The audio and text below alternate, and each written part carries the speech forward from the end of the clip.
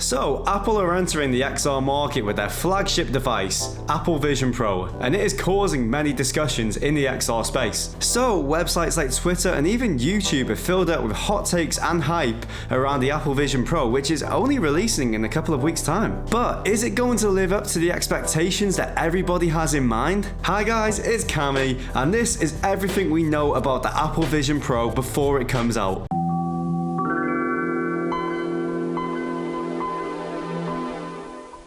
So to start off, let's go over the specs of the Apple Vision Pro. The Apple Vision Pro has a dual micro OLED display, and while the resolution isn't 100% confirmed, reports are saying that it will be over 4K per eye, which is the highest resolution on any available headset today. This is powered by Apple's M2 chip, which is quoted as being the most powerful XR chip currently available. On top of this, the headset also has Apple's R1 chip, which powers the cameras, the sensors, and the microphones. So going into features, this is where this headset stands out among its competitors. Starting off with eye tracking.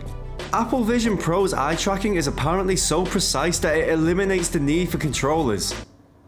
Wait, no controllers? So how on earth are you meant to play the games? Okay, so as of now, Apple hasn't really announced this, so I'll come back to that point later. The headset also comes with spatial audios, which isn't really anything new. It'll be super handy when it comes to watching movies and videos in mixed reality. Speaking of movies, you might want to keep that power cable handy because the Apple Vision Pro only has around 2 hours of battery life. The same battery life can be found on headsets such as the Quest 3 and Pico 4, which is massively disappointing, and you'll see why later on in the video. The Vision Pro headset is powered by an external battery, which reduces the whole bulk of the headset and is something I can get behind design-wise. Another feature that the Vision Pro has is added security known as Optic ID, which scans a user's unique iris information. And despite the massive privacy concern, it's nice that headsets aren't likely going to be targeted by robbers because they're not going to be able to use them anyway because they can't get into them. But it also means that Apple has access to your iris information, so do with that as you will. Finally, and possibly the coolest feature of this headset is Apple's new patented EyeSight. This is basically a screen on the front of the headset that allows your eyes to pass through so that other people can see your eyes while you're still wearing the headset. And although it's cool, it might not be the most practical thing, but regardless, if you've seen the trailer, it looks amazing. And to be honest, that's probably the main reason why this headset is so damn expensive. Speaking of expensive, I think it's finally time to talk about the price. So the headset comes in at around $3,500. Yes, you heard that right. $3,500. And just to show off how ludicrously expensive $3,500 is, I made a list to show you how you can spend $3,500.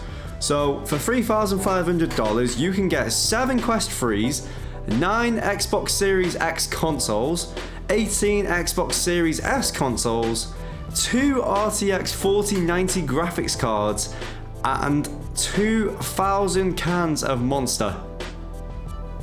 Yeah.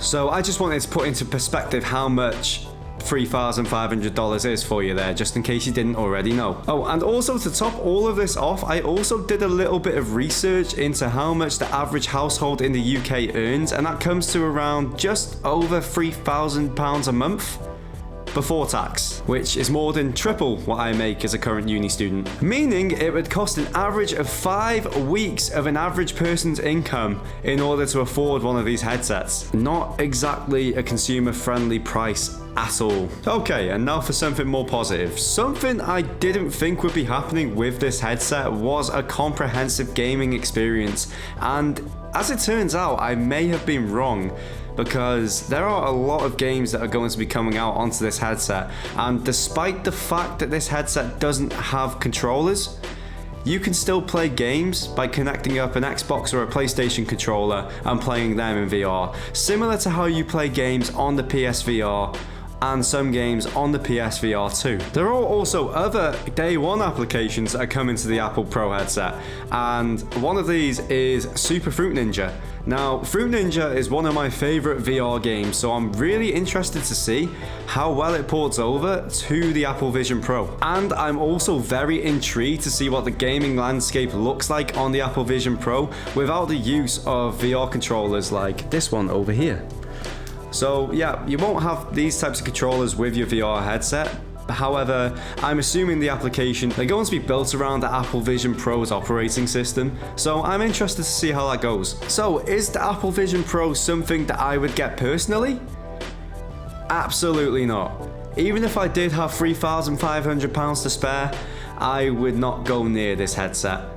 However, that's just me. This is more of a device for people with a lot of disposable income as well as Apple fanboys. Hey, I'm not judging, but you know I'm right. And you also have to admit, £3,500 is a lot of money for the majority of the population, especially for a first entry headset. But hey, I might be wrong, who knows? This could be the revolutionary headset that propels mixed reality, virtual reality, and augmented reality into unparalleled levels of popularity. However, looking at the things we've seen so far, I'm not too sure. Personally, I think Apple are going to release a stripped down version of the headset further down the line that is at a much more friendly price point.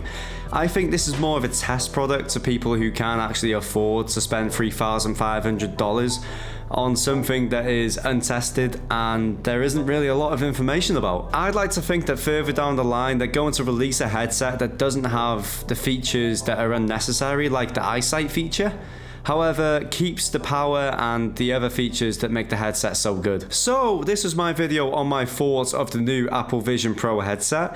If you did enjoy the video, then it would be highly appreciated if you were able to leave a like. Also, if you want to see more videos made by me, then it would be highly appreciated if you were to also subscribe. Also, did you notice the subscribe button lit up with a rainbow then? Because I said subscribe. That's all from me. Thank you so much for watching, and I will see you in another video.